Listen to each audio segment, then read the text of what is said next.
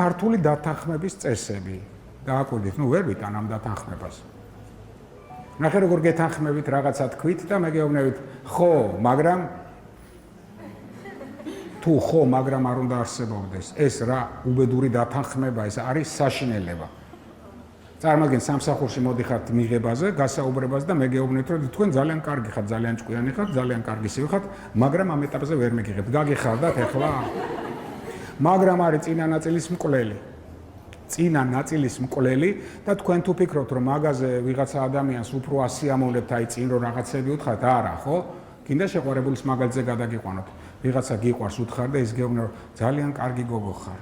შვენიერი ლამას, აი ყველაფერი კარგია, მაგრამ ამიტომ იცოდეთ რომ მაგრამის შემთხვევაში თქვენ უშვებთ ნეგატიურ ემოციას, არავის არ სიამოვნებს ეგ შენი მაგრამ მაგას ჯობია პირდაპირ უთხრა. მართლა გეუბნებით, მართლა ჯობია პირდაპირ უთხრა, რომ ვერ მიგიღებთ, არ მიგიღებ. კარგი რა, სხვა მიყვარს რა, ხო, სიტყვაზე, ხო? ეგეთ. ვიდრე ამ მაგრამით, მაგრამ ეხლა ნახეთ რა საკეთებს, მაგრამ იმაში, ფიქრებში.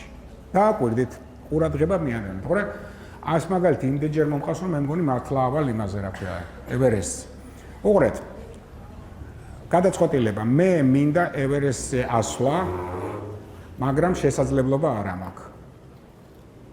რა მოხდა?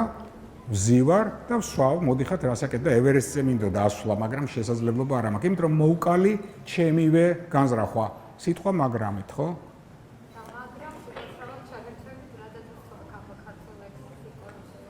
მაგრამ არის პირველი ნაწილის მოკლა და როგორც წესი 90% პირველი ნაწილი არის ხოლმე პოზიტიური.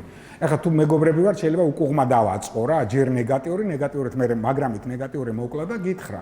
მაგრამ ნიშნავს პირველი ნაწილის თქვენაოდ რა დატვირთვა აქვს იმაში?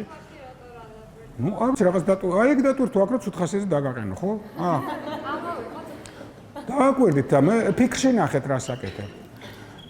ის იგივე რაც თქვი ევერესტზე მინდა ასვლა, ვცვლი მარტო სიტყვა მაგრამს. მარტო მაგრამს ვცვლი სიტყვა. მე მინდა ევერესტზე ასვლა, მიუხედავად იმისა, რომ შესაძლებლობა არ მაქვს. ხედავ? ნაწილი ცოცხალი დარჩა და მე ამ შესაძლებლობებს გავაჩი. როცა მაგრამით გავჩე,